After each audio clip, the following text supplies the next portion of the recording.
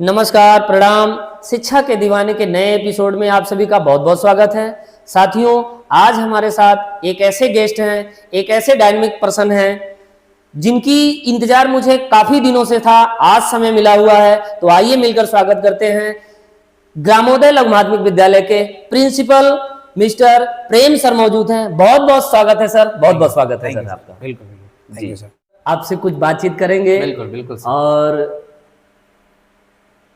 क्योंकि शिक्षा के दीवाने का एक अभियान है कि शिक्षा को कैसे आगे बढ़ाया जाए, बहुत सारे लोगों का सवाल रहता है, तो आपके माध्यम से उनको बहुत सारा हल मिलेगा उनके समस्याओं का। तो सबसे पहले सर, आप प्रिंसिपल हैं, तो अभी तक के आपके प्रिंसिपल तक का सफ़र का, इस पर आप थोड़ा प्रकाश डालें सर।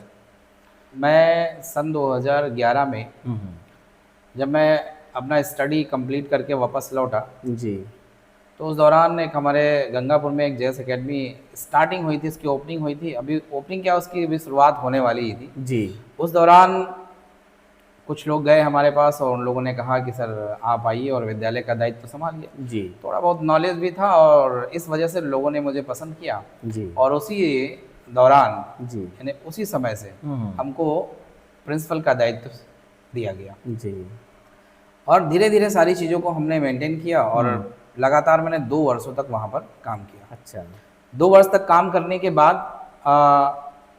मैं फिर रामा यूनिवर्सिटी कानपुर चला गया। मैंने वहाँ से एमजेएमसी किया। अच्छा, उसी दौरान मैंने बीपीएड भी किया और बीपीएड मैंने बनारस यूनिवर्सिटी से किया था। और एमजेएमसी के बाद जब मैं वापस लौटा हूँ आफ्टर 2015 में जब मैं वापस लौटा हूँ, तो उसके बाद मैंने एक ग्रामोदय लघु माध्यमिक विद्यालय, हमारा विद्यालय गंगापुर में ये पड़ता है, जी, जी, उसमें मैंने उस विद्यालय से संपर्क किया और उस विद्यालय को अपने साथ लेकर के और तमाम शिक्षकों को साथ लेकर के उस जी। विद्यालय का दायित्व मैंने निभाया। जी, जी, जी। वहाँ भी मुझे प्रिंसिपल का पद मिला और उसके बाद मैंने इसकी शुरुआत कर दी सर। चलिए सर, बहुत अच्छा सर। बिल्कुल सर। सर, एक सवाल आता है, बिल्कुल, जैसे ग्रामीण क्षेत्रों में बच्चे बहुत ही तेज़ी से, जब देखा जाए तो 100% बच्चे पढ़ाई में शुरुआत करते हैं, कक्षा 12वीं तक जाते हैं, फिर बहुत तेज़ से 12वीं के बाद जो है कि उनकी संख्या पीछे की तरफ गिर जाती है, आगे नहीं जाते हैं, वो कहीं ना कहीं बाहर कमाने के हेतु चले जाते हैं। तो ऐसा क्या कारण रहता है कि वो बीच में ही क्विट कर देंगे, या फिर जो है कि ऐसे फॉर्म वगैरह डाल करके कुछ ग्रेजुएशन वगैरह करेंगे, लेकिन वो मुकाम नहीं हासिल कर पाते जिसके लिए कभी शुरुआत किए रहते हैं? तो इसका क्या कारण है और क्या निवारण हो सकता है आपके बिल्कुल, हिसाब से? कोई नहीं, ये बहुत अच्छा आपका सवाल है। जी, मैं जब से मैं एजुकेशन लाइन में आया हूँ, शिक्षा के क्षेत्र में जब से आया हूँ, तब से जी। मैं देख रहा हूँ इन सब चीज़ों को, क्योंकि मैं जब भी स्टडी करता था उस दौरान भी बहुत बड़ी ये समस्या जी, हुआ करती थी। जी सर।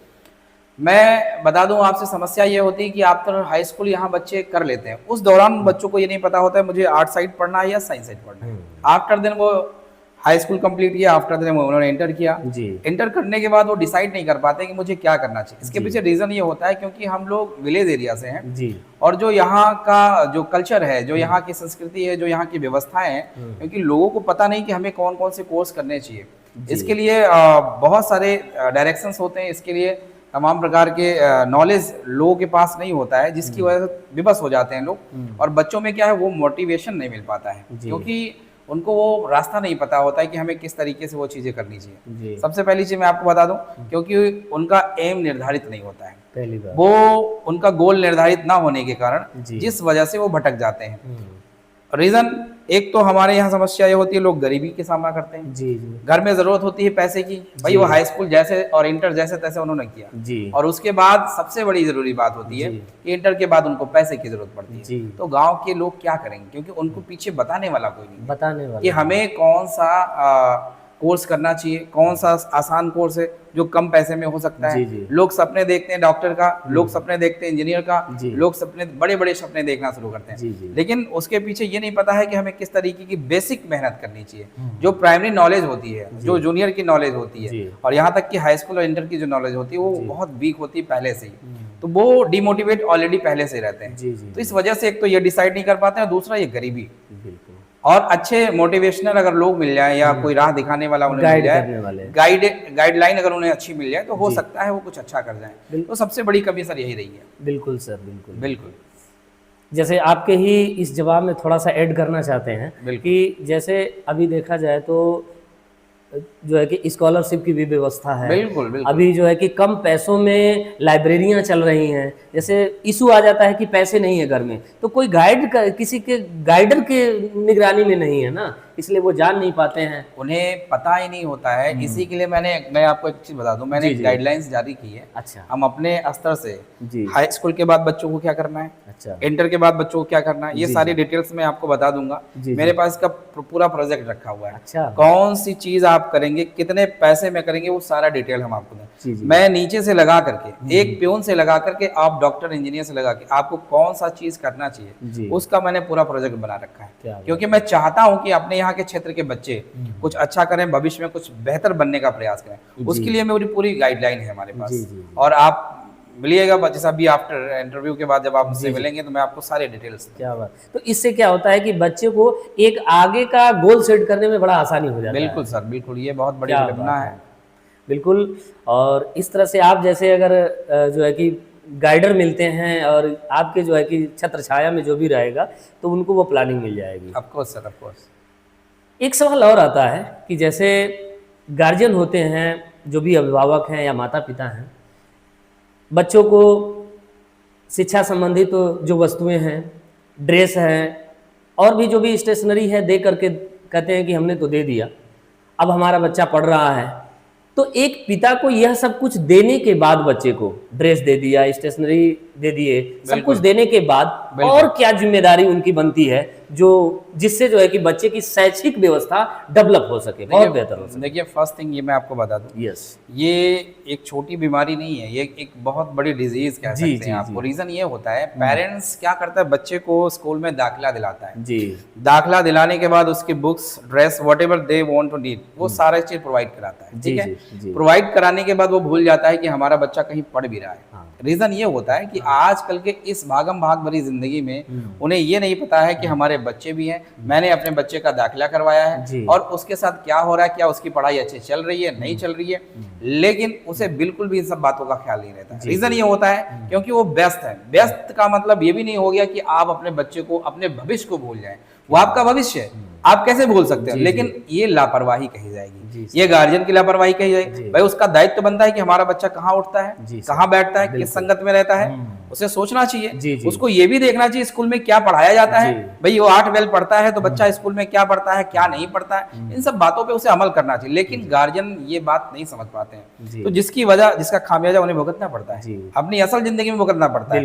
वही गार्जियन परेशान होते हैं जो बच्चों को अच्छी परवरिश देते हैं, लेकिन शिक्षा के मामले अगर बात की जाए तो उसमें परवरिश नहीं दे पाते हैं। ठीक है। पोशाक पहना देने से कुछ नहीं होता सर, भाई उसके पीछे जो आपने कड़ी मेहनत किया है उस पोशाक को खरीदने में, वो आपको पता है। इसी तरीके से बच्चों को पढ़ाने लिखाने के लिए आपको पूरा बैकअप बनाना पड़ता है। आप तरीके से चलिए, सिस्टम से चलेंगे तो शायद वो व्यवस्था आपकी मजबूत हो जाए, तो लोगों को समस्याओं का सामना नहीं करना पड़ेगा। ये बहुत बड़ी कमी है लोगों के अंदर। जी। क्योंकि ये देखना पड़ता है कि बच्चा इतना आगे चल करके, ये कहते हैं कि मैंने इसको इतना खर्चा कर दिया, इतना ये खर्चा कर दिया, और सच में खर्चा करते हैं, मेहनत का पैसा रहता है। लेकिन ये थोड़ी जो आपके द्वारा अभी बताई गई है, कुछ बातों को अगर वो ध्यान में रख ले, और जैसे अभी कुछ पौधों को लगाते हैं तो उसका जा करके निगरानी करते हैं, शाम को ना देखें तो चिंता बनती है कि कोई जानवर तो, और बच्चा जो पौधा है जो भविष्य का उनका है, उस पर तो कोई ध्यान ही नहीं है। मैं आपको बता दूं सर, विद्यालय में हमारे बच्चे पढ़ते हैं जी, और मैं हमेशा से बच्चों को यही कहता हूं कि जिस तरीके से आपके माता पिता जी आपकी परवरिश के लिए, आपकी पढ़ाई के लिए जितनी कड़ी मेहनत करते हैं, जितनी मेहनत करते हैं, और इतनी मेहनत करने के बाद जी सर, शायद आपको इस बात का अंदाजा नहीं, उन बच्चों को इस बात का अंदाजा नहीं होगा कि हमारे माता पिता ने किस तरीके से मेहनत करके वो पैसा, वो पूंजी जमा किया होगा और मैंने उसे फीस भरा होगा। शायद उन्हें इस बात का ख्याल नहीं रहता है। लेकिन ये पेरेंट्स को बताना चाहिए, पेरेंट्स को उसको बच्चों को एहसास कराना चाहिए कि पैसे की वैल्यू क्या होती है, आपने किस तरीके से व्यर्थ किया। भाई इतना अमाउंट देते हैं, इतना खर्च करते हैं और बच्चा ना पढ़े और ना लिखे तो क्या मतलब है उसका। तो सबसे पहली चीज ये, मैं तो माता पिता को ही बोलूंगा, भाई बच्चों का दायित्व बनता है, बिल्कुल बनता है, लेकिन वो नासमझ है, उन्हें क्या पता। सही बात है, ठीक है ना। तो पेरेंट्स का दायित्व पूरी तरीके से है। यहाँ तक कि स्कूल में अगर बच्चे पढ़ रहे हैं, यहाँ तक कि टीचर्स, स्कूल भी उसमें गाइड करने में सहायक साबित हो सकता है, यदि बिल्कुल टीचर अगर उनके पेरेंट्स को कनेक्ट में रहे, उससे कुछ बातें करे जी। कि आपका बच्चा क्या। यहाँ दायित्व बनता है कि पेरेंट्स जो होते हैं वो टीचर से अगर उनकी कनेक्टिविटी अच्छी रहेगी जी, जी। तो शायद वो समस्या उत्पन्न हो। बिल्कुल सर, सही बिल्कुल। बात। वाकई मेरे पास कुछ ऐसे गार्जियन हैं, जब वो कनेक्ट करते हैं तो बड़ा अच्छा लगता है। Sure, sure. वो मासिक टेस्ट में बिल्कुल। कितना नंबर आया वो बिल्कुल। पूछते हैं, आके कॉपियां देखते हैं, श्योर। तो ये लगता है कि हाँ बच्चे के भविष्य को लेकर के जागरूक हैं, श्योर। और ऐसा होना चाहिए। बहुत अच्छी तरह से आपने सर इसका जवाब दिया। एक और सवाल आता है कि जैसे बच्चे पढ़ रहे हैं क्लास में और एक टीचर पढ़ाने के लिए जाते हैं, बिल्कुल। आप प्रिंसिपल हैं सर, श्योर। तो अपने हिसाब से जरा एक चीज बताएं कि एक अध्यापक को क्लास में जाना चाहिए तो जाने से लेकर पढ़ाने तक किन किन बातों का ध्यान रखना चाहिए ताकि बच्चे बहुत आसानी से समझ सकें। बिल्कुल, पढ़ाई देखिए को, जी। मैं आपको बता दूं क्योंकि मैं ऑलरेडी एज अ प्रिंसिपल पद पर भी हूं, और दूसरी जी। चीज़ मैं होल वेल यानी कि जितने भी वेल होते हैं मैं पढ़ाता भी हूं, और लगातार आज 6-7 सालों से पढ़ाता चला भी आ रहा हूं। जी जी। मैंने इस चीज़ को महसूस किया, भली भांति महसूस किया हूं। मैं हमेशा यही चाहता हूं कि बच्चे जो है जब क्लास टीचर या सब्जेक्ट टीचर जब क्लास में एंट्री करता है जी, उस जी। दौरान पहली बात बच्चों के मोमेंटम को देखना चाहिए। व्हाट डू दे वांट, वो आपसे क्या चाहते हैं, क्या कौन चाहते सा बच्चा हैप्पी मोड में है, कौन सा बच्चा सैड मोड में जी। है, उनकी स्थिति परिस्थिति देखनी चाहिए। जी। क्या आप जब क्लास में पढ़ा रहे होते हैं तो क्या सारे बच्चे आप पे फोकस कर रहे हैं, क्या वो कंसंट्रेट कर रहे हैं, जी। क्या 4 बच्चे फोकस कर रहे हैं, 4 बच्चे दुखी मोड में बैठे हुए हैं, जी, जी। तो इससे क्लास नहीं चल पाएगी। भाई आप, ये टीचर की क्वालिटी होती है कि टीचर आसानी से उसे बच्चे को देखें जी जी। और वो पकड़ ले कि बच्चा क्या चाहता है। यदि वो सैड मोड में है तो इस तरीके की उसके साथ तमाम प्रकार की आप कहानियां सुना सकते हैं, या ऐसी तमाम विधियां हैं जिसके माध्यम से उनको आप खुश करके फिर आप पढ़ाइए। देखिए बच्चे बड़े आसानी से उस चीज को सीख जाएंगे। ये टीचर की एक टेक्निक होती है। जी। अगर उस टैक्टिक से नहीं चलेगा, उस रणनीति से नहीं चलेगा तो क्लास में कोई भी टीचर सफल नहीं हो पाएगा। जी। अब ये नहीं हुआ कि आप गए बोर्ड पर लिखा दिए, पढ़ा दिए और हो गया, ऐसा नहीं, इससे नहीं चलने वाला है। आपको बारीकी से ध्यान देना पड़ेगा। ऑब्जर्वेशन जी। द मस्ट थिंग, ऑब्जर्वेशन बहुत बड़ी चीज होती है। जी जी। बिल्कुल सर। भापें, बच्चे को बिल्कुल, भापें, बिल्कुल, बिना उसकी भाप के। अभी की क्या धारणा है, अभी sure। कैसा है। जैसे आपने बताया कि वो किसी दुखी में है कि अच्छा से खुश है, तो बिल्कुल। उसकी मोमेंटम को बनाएं Sure, और रुचिकर बनाएं क्लास को। बहुत अच्छी तरह से आपने जो है कि ये दिशा निर्देश दिया अध्यापकों के लिए, बहुत अच्छा लगा। सर एक बात और आती है कि आपने यहाँ तक का जो सफ़र है आपके जीवन का, तो अपने जीवन का कोई ऐसा पेनफुल स्ट्रगल, बहुत ही Sure, संघर्ष ऐसा हो जो सर मैं आपको बता दूं, उसको शेयर जैसे करें मेरी सर। लाइफ जो है मैं जब क्लास 8 में था जी जी। तो उस दौरान मुझे नहीं पता था कि मुझे क्या करना चाहिए। मैं जैसे तैसे चीज़ों को किया, और जब जी। मैं 9th में पहुंचा तो मुझे ये भी नहीं पता था कि मुझे साइंस साइड लेना चाहिए या आर्ट साइड लेना चाहिए। अच्छा। लेकिन मैंने हाई स्कूल हुआ, मेरा जब फाइनल एग्जाम हो रहा था तो उस दौरान मैं घर पे था और एक पेपर मेरा छूट गया। अच्छा। लेकिन लेट एक गांव के ही संजय शुक्ला जी थे, उन्होंने मैंने उनसे कहा तो वो मुझे लेकर के जी। उसी समय लेकर के मुझे गए, वो अच्छा। चरदा वहाँ पे एग्जाम दिलाने के लिए। हाँ। मैं वहाँ पर गया, जैसे तैसे 3rd डिवीजन, रियलिटी जो मैं बता रहा हूँ, जी, मैं जी। 3rd डिवीजन पास आउट हूँ। जी जी जी। ठीक है, 3rd डिवीजन पास आउट हूँ। और उसके बाद जब इंटर का समय आया तो इंटर की स्थिति हमारी बहुत ही खराब थी। हाई स्कूल में मैं जैसे तैसे किया, उस दौरान घर की स्थिति जो थी बहुत ही दयनीय थी। मैं सब्जी बेचने का काम करता था जी। मैं बाजार में आम वाम भी, आप कभी पूछेंगे गांव में जा जी, करके, जी, जी। तो मैं आम भी उस पे क्या बोलते हैं साइकिल पे रख करके बेचने का भी काम किया हूँ। अरे। मैंने नहर में भी मजदूरी का काम किया हूँ, ठीक है ना, 30 रुपये 25 रुपये दिहाड़ी मिलता था, ये मैंने भी किया। और यहाँ तक कि आप बाजार में आप जब भी जाएंगे, मेरा नाम पूछेंगे कि प्रेम नाम का कोई लड़का था, तो लोग आपको बताएंगे कि लगातार मैंने 4 साल तक हाई स्कूल से लगा करके 9 से लगा के जी। 12 तक का मैंने ये सब्जी बेचने का काम किया है। मैं मिब्रुआ से लेकर के आता था, मार्केट में बेचने का काम करता था। जी जी। तो उसी से हमारे परिवार की रोजी रोटी, मेरे भाई लोग बाहर गए हुए थे और उतना बेहतर व्यवस्था नहीं थी, उतना आय नहीं था, जी, जी। जिस कारण से उतनी व्यवस्था नहीं। लेकिन थोड़ा बहुत जो पैसा कमाता था वो घर का थोड़ा खर्च, थोड़ा भाई लोग भेजते थे, उससे पूरे परिवार का खर्च भरण पोषण हो पा, लेकिन पढ़ाई के लिए पैसा नहीं निकल पाता था। जब मैं इंटर में था तो मैं बता दूं आपको, 80 रुपए की मैंने शर्ट ली थी, और वो 80 रुपए की शर्ट मैं लगातार 2 साल पहन के गया। कभी कभी मुझे डांट खानी पड़ती थी क्योंकि ड्रेस मेरे पास नहीं था जी। वही मेरा चलना पड़ा। आफ्टर जब मैं ग्रेजुएशन पीरियड में गया तो मैं बहराइच चला गया, स्थिति अच्छी नहीं थी। अभी हमारे घर वाले भी बात नहीं जानते कि मैंने क्या किया उस दौर में। जी जी। खैर कुछ चीज़ें ऐसी थी कि मैं मोमबत्ती वगैरह बनाने का काम किया वहाँ पर थोड़ा बहुत, लेकिन पढ़ाई अच्छी नहीं हो पाई क्योंकि मुझे गाइडलाइंस अच्छी नहीं थी। ग्रेजुएशन मेरा भी ऐसे बीत गया, हाई स्कूल ऐसे बीता, इंटर भी ऐसे और ग्रेजुएशन भी मेरा ऐसे बीता। आफ्टर जब ग्रेजुएशन फाइनल ही रहा है उसके बाद मुझे लगा कि समाज कहाँ पे है। मुझे उस समय आभास आया कि मैं कहाँ पे हूँ और ये समाज कहाँ है, मेरे गांव कहाँ है और मैं कहाँ हूँ, और ये शहर में हम बैठे हैं, ये शहर के लोग किस तरीके काफी से, गैप है। बहुत गैपिंग है। मुझे बड़ा दुख का एहसास जी। हुआ। उस दौरान मेरा एक दोस्त मिला, आज वर्तमान में वो दरोगा है। अच्छा। और उस वक्त तो वो बलरामपुर में पढ़ता था। जी जी। तो मैंने उनसे कहा यार मुझे भी लेके चलो, मुझे स्टडी करनी है। तो मैं सेल्फ स्टडी के लिए गया वहाँ पर। तो मैंने 6 महीने की सेल्फ स्टडी की, इंग्लिश की पढ़ाई मैंने की। अच्छा। उसको पढ़ने के बाद ही मेरी ज्वाइनिंग यहाँ पर, जब मैं वहाँ से वापस लौटा हूँ तब मेरी इसमें JS अकेडमी में ज्वाइनिंग हुई थी। जी जी। तो इस तरीके से मेरा समय बीता और बहुत प्रॉब्लम्स फेस करने पड़े। बहुत, अभी मैं बहुत सारी स्टोरी बयां करूंगा तो खत्म नहीं हो पाएगा। जी जी। बहुत शॉर्ट में मैंने आपको बताया है। जी जी। तो ऐसे तमाम समस्याओं का सामना करना पड़ा। जैसे तैसे पढ़ाई तो बेकार हो गई। जब मैं प्रिंसिपल बना उसके बाद 2 साल मैंने सेवा की, लोगों के बीच में रह करके जम के मेहनत किया। फिर उसके बाद मुझे MJMC करने के लिए मुझे कानपुर रामा यूनिवर्सिटी जाना पड़ा। जी जी। और रामा यूनिवर्सिटी कानपुर में मैंने 2 साल वहाँ पे अध्ययन किया। पढ़ाई करने के बाद मैंने कुछ समय रेडियो में भी काम किया, कुछ प्रिंट मीडिया में भी थोड़ा बहुत लिखना पढ़ना सीखा मैं। फिर वहाँ से वापस हुआ। उसी दौरान ये BPED की कहानी चल रही थी, वैकेंसी आ गई थी जी। तो उस दौरान मेरा BPED भी हो गया था और लेकिन वैकेंसी का कुछ नहीं हुआ। फिर ये स्कूल, मुझे ग्रामोदय स्कूल मिला। जी जी। और उसके बाद मैं इस विद्यालय में लगातार आज काम कर रहा हूँ और विद्यालय में बहुत सारे बच्चों को अच्छी शिक्षा देने का प्रयास कर रहा हूँ और यहाँ के लोगों को जागरूक करने का प्रयास कर रहा हूँ। और उस प्रयास से न जाने कितने परिवार के लोग मुझसे खुश रहते हैं। और मेरा हमेशा से प्रयास रहता है कि एक छोटे से क्षेत्र में अगर हम अच्छा कर रहे हैं तो आने वाले समय में बहुत बेहतर करेंगे।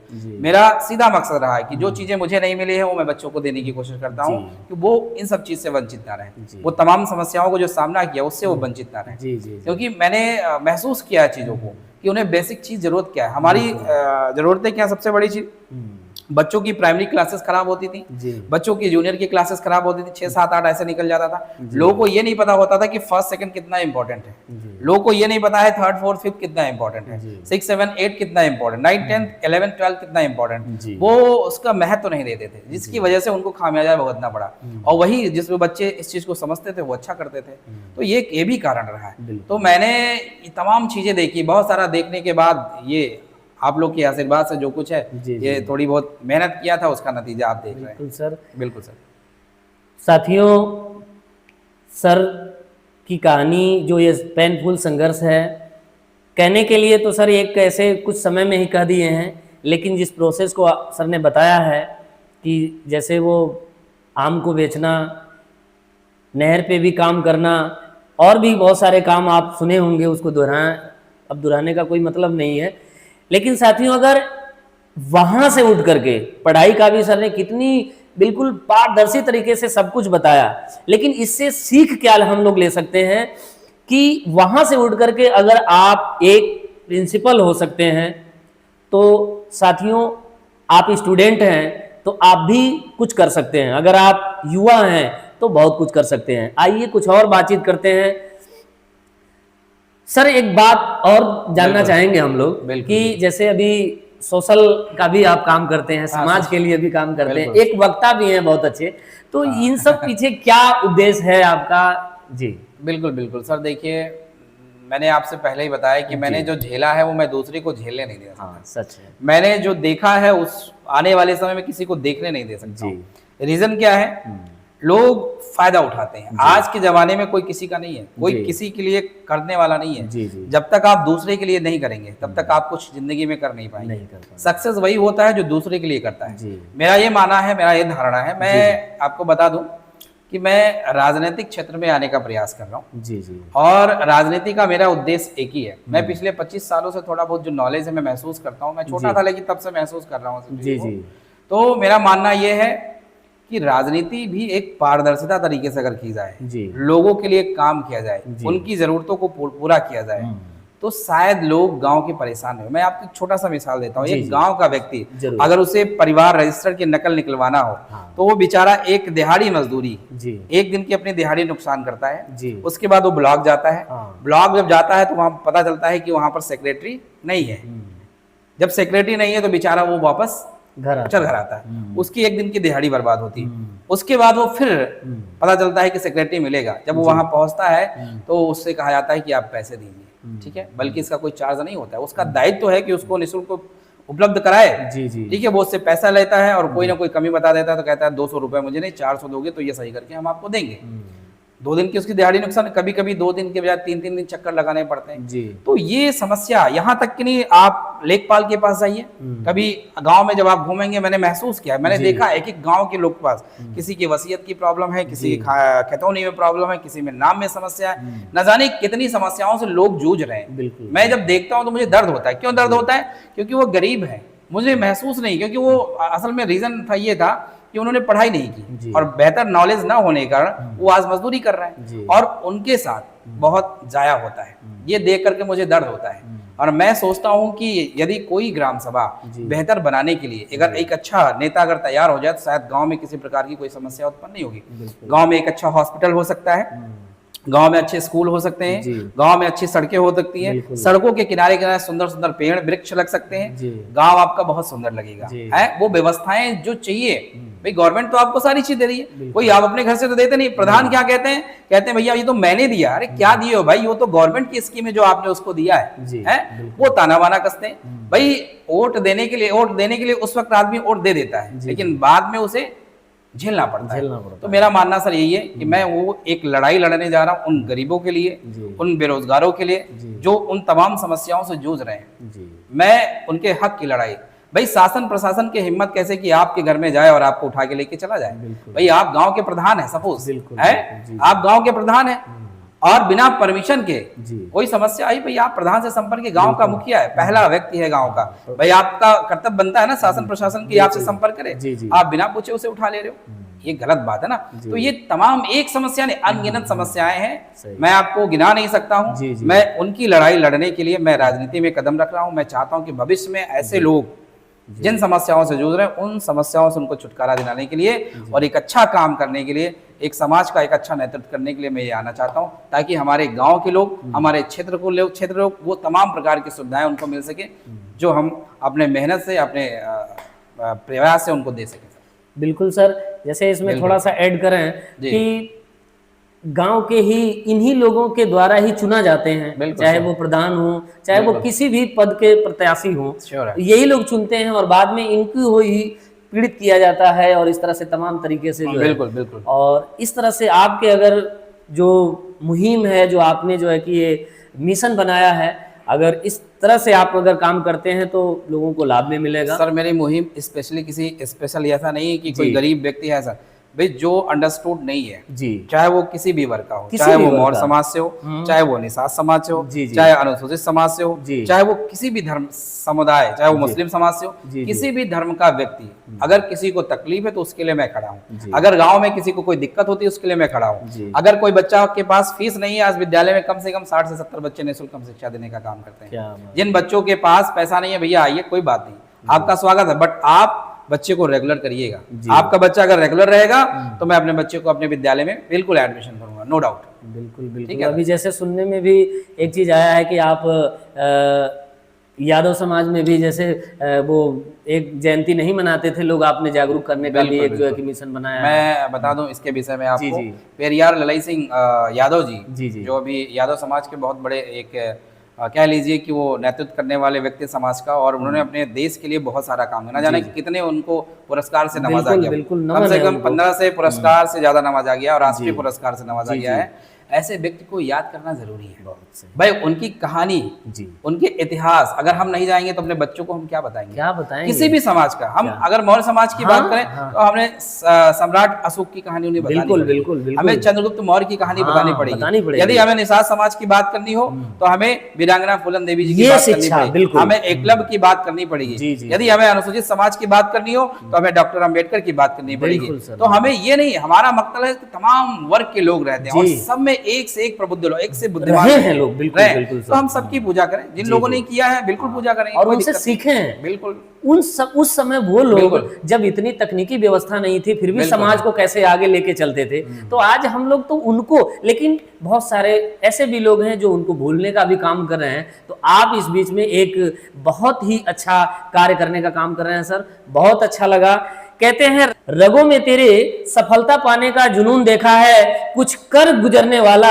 उबलता खून देखा है। सलाम है ऐसे जुनून को, सलाम है ऐसे आपके जुनून को, तेरे संघर्ष में तुझे उकसाने वाले खून को देखा बहुत है, धन्यवाद सर। उकसाने वाले खून को देखा है। बहुत बहुत धन्यवाद सर, Thank you, बहुत अच्छा लगा आपसे मिलकर के। बिल्कुल, बिल्कुल। और फिर मिलते हैं एक नए एपिसोड में। Thank you so much. Thank you sir.